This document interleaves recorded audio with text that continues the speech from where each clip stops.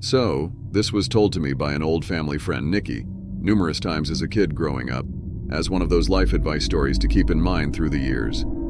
And to her credit, I've never forgotten it. Whenever anything associated with hitchhiking comes up, it always springs to mind, and probably always will. Even makes me a bit ill whenever I think about it, actually. Nikki, who grew up at the same time as my dad, so this was about early 80s, I believe. She was a young woman in her mid-20s. She's one of those real kind-hearted souls, always willing to help another out in a time of need, you know? And I can't imagine her being anything other than that when she was younger, so I totally see her doing this too. So, driving into the city, which was about a 2-hour drive from town, she saw a man walking down the side of the road. As she neared, he turned and, in typical hitchhiker manner, stuck out the old arm and thumb. Nikki, bless her heart, pulled over and asked him if he needed any help. She told me he was really polite, if not a bit shy, when he asked for a lift into the city. Nikki gave a smile and popped open the passenger door for the guy, who then tossed his bag into the back seat and buckled up for the ride ahead. They talked pleasantly for most of the trip, about friends, the news, etc. You know, happy small talk. She felt that they were getting along very well and even bought him dinner at the pit stop a little over halfway there. She says he seemed really flustered and awkward when she paid, but one of the things they talked about was money and how he was pretty damn strapped for cash, which was why he was hitchhiking in the first place. But he eventually relented, and they went on their way.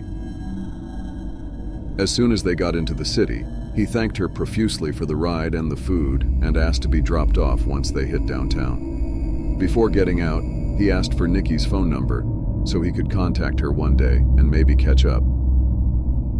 Thrilled at the prospect of knowing how her new friend was faring, Nikki wrote it down for him and drove off with the warm feeling of having done a good deed. Now, I'm sorry if you were expecting something creepy to have happened by now, but I think this is what freaked me out so much as a kid. How nice everything seemed to have worked out. Nikki gets this crease in her forehead and a funny look in her eye when she tells me this next part, how a week later she got a phone call from the same man she had picked up.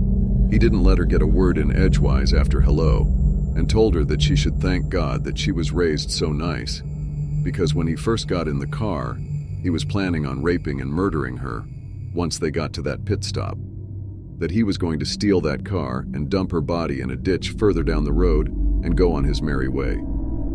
But after she talked with him so kindly and even treated him to dinner with a smile on her face, he couldn't bring himself to do it. He didn't think that he could live with himself after doing that to such a nice lady. The man's final words on the phone were, "Please, Nikki, please never ever pick up another hitchhiker." Then he hung up the phone. Nikki never got a call from him again. When she tried redialing the number, she got a payphone. And so, I've learned one important thing from this story, that I'm going to take that man's advice and never ever pick up a hitchhiker. I've learned one thing from my one and only experience picking up a hitchhiker. Don't pick up a hitchhiker. It was a Saturday night, probably around 1 in the morning. I was driving down the 542 in New Jersey, a route I commonly took to get into town. It was a long stretch of nothing but woods on either side with the occasional residence. I was on my way back home from town, and as usual at this time of night around our quiet old town, there was not a single other car on the road. I turned on the off-road lights on my Jeep to have optimal vision on the unlit highway, which allowed me to spot somebody far down the road, just standing at the side. As I got closer, I saw him raise his arm up and stick up his thumb. He was trying to hitch a ride. My heart started racing. I had no idea if I should stop or not. I slowed down just to get a better look at the guy. First of all, he seemed like a younger man, maybe 28. He had on a light gray hoodie with the hood over his head and blue denim jeans. The time to make a decision was immediate, and with a lack of my better judgment in the heat of the moment, I came to a stop, rolled down the window and asked, "Where are you heading to, friend?" "Just up the road," he said in a deep, quiet tone. "Hop in," I called out the window. He opened the door to my Jeep and stepped inside, slowly. Jeep Wranglers have very tight seals on the doors, so when he tried to close the door the first time, it didn't shut. I politely said, "Oh, the door didn't shut." Just open and slam it shut real hard. These doors are hard to close.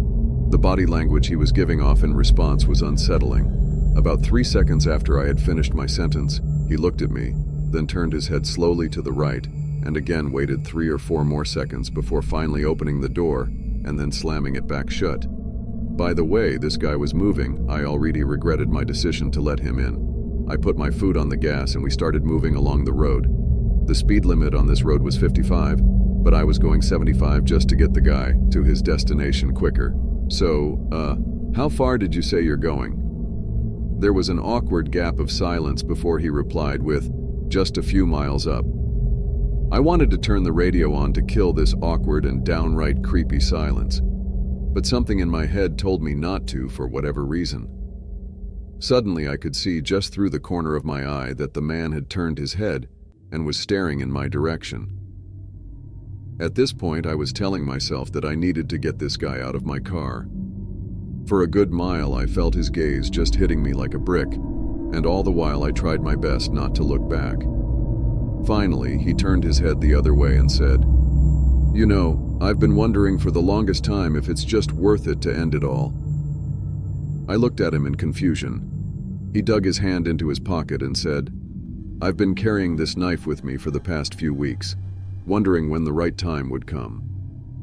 He pulled out a big red knife from his pocket, and at that instant I felt like my stomach had dropped out of my body. I told him to put the knife away immediately. He told me in a calm, emotionless voice, "Pull over next to that sign."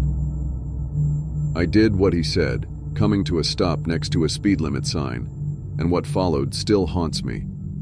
He began to slit his forearm next to 3 other scars from previous assumed self-inflicted cuts, and let out a disturbing moan. I managed to choke out the words, "You need to get out of my car right now, buddy." He looked at me again and said, "Get out of the car. I want to show you something." I told him no, and he raised his knife up closer to me as an obvious threat. "Just get out for a second. There's something I want to show you behind that sign." I knew my life was on the line and I had to be smart. I said, "Yeah, okay man, let's go." I opened the door to my Jeep, making a point of leaving it open, raised my hands in the air and backed away slowly from the door. He too left the car and started walking over to my side. At the exact moment that he was directly behind the car, I jumped back in, threw it into drive, and floored it down the road, never looking back. I got back home within 10 minutes, still breathing heavily and wanting to throw up. This was the scariest thing that has ever happened to me. And I urge everybody and anybody that if you by some chance see a hitchhiker on a dead road at some odd hours of the night, do not take any course of action other than speeding right past them. 3 months after I turned 16 in 2005, I got my first car, a '99 Toyota Camry. On a warm Saturday night, when my friend Alex invited me over to one of his friend's big parties, I knew I wouldn't be in a condition to drive the Camry home afterward. So we carpooled with Alex's girlfriend, Brianna. We lived in the countryside of Virginia, meaning less big parties, meaning when there was a big party, it was a huge deal and everyone would go.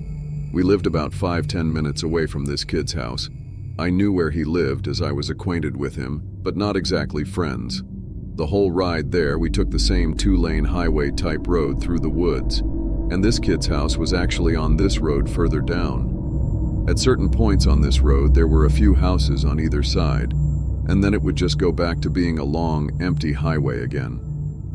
The house was tiny, like a lot of houses around the area, but the party was held outside anyways, since his closest neighbors were relatively far away, and noise wasn't an issue. I'll skip most of the party up until the point that Brianna, who was supposed to be our designated driver, had to suddenly leave for a small family emergency. Alex said it was fine and that we'd find a ride home. Well, fast forward another few hours, and another few drinks, and I could barely even walk straight. I checked my watch, and it was like 2 in the morning. I figured it was time to go. I started looking for Alex, but I couldn't find him anywhere. In fact, it seemed like everybody I knew had already left. I could barely even think straight, but I was still furious at the fact that Alex could have actually left without me. I asked to use the party host's phone and dialed Alex's home number. After 2 tries, I gave up and then realized I shouldn't wake his family up. So literally not knowing what else to do, I dizzily stepped out onto the road and began walking back home. I knew this walk would take anywhere from half an hour to an hour in my condition.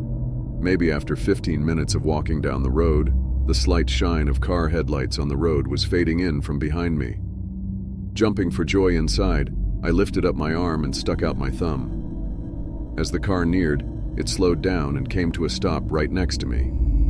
The man driving the '98 Ford Explorer rolled down the window and sked where you heated. I told him my house was just down the road and beyond a right turn, probably slurring my words beyond comprehension. He chuckled and told me to hop in. I thanked him and joyously hopped into the truck. I was exhausted, and I remember completely disregarding things the guy was asking me, because I was so close to just passing out, and that's what happened. The memories of being in that truck turned to a fog as I'm sure I passed out. The next thing I remember, I woke up still in the moving truck. The guy looked at me and laughed but didn't say anything. I looked around and realized the road we were on wasn't familiar. I nervously asked, where are we going? He then said, so what were you doing out this late anyway? As the man answered my very straightforward question with another irrelevant question, the sobering reality of the situation hit me. You can let me out anywhere, I told the man. The man responded with a firm, no. I felt like throwing up as he said that. No, I really actually felt like I was going to throw up. I started to gag as I felt more and more nauseous by the second. The man took his eyes off the road to look at me, and that's when I thought of the perfect distraction. I turned in his direction as I continued to gag, and he started to kind of lean away and slow down the car. Thankfully, I drank as much as I did because I finally threw up and made a point of doing it all over the man's lap. The man yelled in frustration and stopped the car, and that's when I took it upon myself to run for my life into the woods and duck behind a few bushes. The man came following into the woods with a flashlight, and on 2 separate occasions he shined the light straight over me without noticing. Eventually, I heard his footsteps walk even further into the woods past me. That was when I ran back to his truck, but unfortunately, he was smart enough to lock it. By some miracle, I saw another car approaching in the distance, and I ran out into the middle of the street, waving my arms like a lunatic. The car tried to avoid me, but I wouldn't let it. They were forced to stop, and I yelled at them to help me before they came back. Once I told them that I was kidnapped by the man who was driving that Ford Explorer, the driver agreed to give me a lift. Not to the police station or anything, but to my house. I made it back safely where I couldn't thank the driver enough. I immediately woke up my parents and told them. My dad wanted to know if I got his tag number, and then I felt like punching myself in the face. I failed to get the simplest information from the guy that would have allowed me to actually properly report him. All I knew was that he drove a faded blue '99 Ford Explorer. I made sure to give Alex a piece of my mind, and part of me always held a grudge against him ever since, just for abandoning me at a party without telling me. I haven't seen him in 4 years now, however, and this was actually the first time I even thought about this incident for almost a year now. As time goes on, even the worst of memories may start to fade. But after writing this to share with the internet, it's once again fresh in my mind. Thank you all for listening, and I hope you enjoyed. Feel free to drop a like and subscribe to the channel.